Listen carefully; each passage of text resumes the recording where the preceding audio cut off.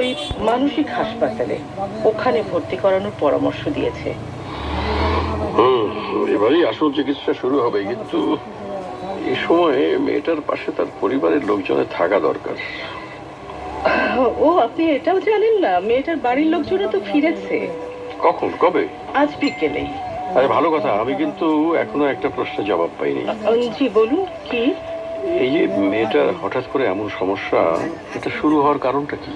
ও, আমি যেটা শুনেছি, এই বছর খানেক আগে মেয়েটার বিয়ে ঠিক করা হয়, কিন্তু সে ভালোবাসতো আরেকজনকে।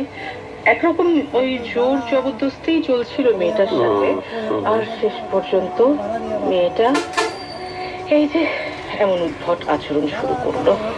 তার মানে সমস্যাটা বেশি আগের নয়, তাই তো? জি। আশা করি দ্রুতই সবকিছু ঠিক হয়ে যাবে। আচ্ছা, আপনি কি আজই চলে যাচ্ছেন? রাতের ট্রেনে। তবে একটা জিনিস কিন্তু বাকি রইল। আবার কি? বাকি রইল তোমার ইতিহাস শোনা। আমার আবার ইতিহাস? ঠিক আছে, কখনো যদি আবার আসেন তখন না হয় শুনবেন।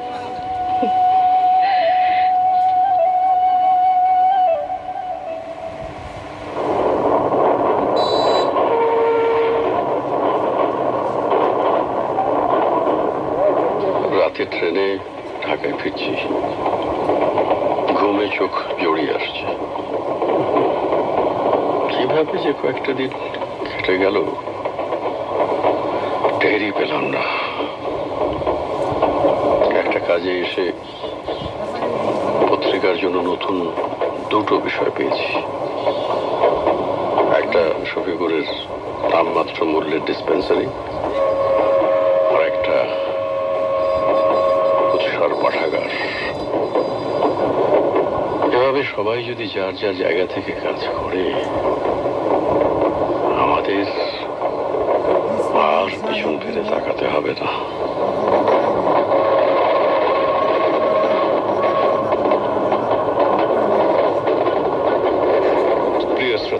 এতক্ষণ শুনলেন তারিক মঞ্জুর রচিত এবং সৈয়দা ফরিদা ফেরদৌসী যাত্রী প্রযোজিত ধারাবাহিক নাটক জীবন জয়ের গল্প এর 19তম পর্ব। এতে বিভিন্ন চরিত্রে অভিনয় করেছেন শফিকুর, শ্যামল মাওলা, মান্নান, শতাব্দী ওয়াদুদ, বউ রওশনারা ফেরদৌসী, মন্টু মোহাম্মদ মুস্তাকিম রহমান, উৎসাহ নাজনীন হাসান চুমকি এবং সম্পাদকের চরিত্রে অভিনয় করেছেন আসাদুজ্জামান নূর।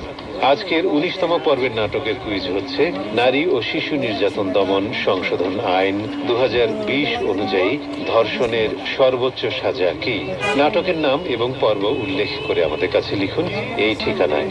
ধারাবাহিক নাটক জীবন জয়ের গল্প পর্ব 19, প্রযত্নে পরিচালক জনসংখ্যা স্বাস্থ্য ও পুষ্টি সেল, বাংলাদেশ বেতার, শেরেবাংলানগর, ঢাকা 1207।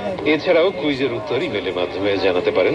আমাদের ইমেল আইডি ask.betarph12007@gmail.com। প্রিয় শ্রোতা, এখন আপনাদের জানিয়ে দেব 17তম পর্বের কুইজের উত্তর। কুইজটি ছিল সরকারি হাসপাতাল থেকে রোগীকে কত ধরনের ওষুধ বিনামূল্যে দেওয়া হয়? উত্তর 27 ধরনের। বিজয়ী সৌভাগ্যবান 3 জন শ্রোতা হলেন মেহেদি হাসান মামুন, সভাপতি আপন বেতার শ্রোতা সংঘ, গ্রাম জিয়নপুর, চড়িডাঙ্গা, পোস্ট জিয়নপুর, থানা দৌলতপুর, জেলা মানিকগঞ্জ। রিধিকা রিধি, সভাপতি উৎসর্গ শ্রোতা সংঘ, ইমামপুর, রসুলপুর, গজারিয়া, মুন্সিগঞ্জ। মাসুম মাহমুদ পরশ, পোস্ট কচুয়া, থানা সখীপুর, জেলা টাঙ্গাইল। সবার সুস্থ সুন্দর সুখী জীবন কামনায় জানিয়ে দেব শেষের কথাগুলো। আজকের অনুষ্ঠান গ্রন্থনা ও উপস্থাপনায় ছিলাম আমি মোহাম্মদ শাহিনুর রহমান, শব্দগ্রহণ ও সম্পাদনায় মোহাম্মদ কামরুল হাসান, আর অনুষ্ঠানটি প্রযোজনা করেছেন তোফাজ্জল হোসেন।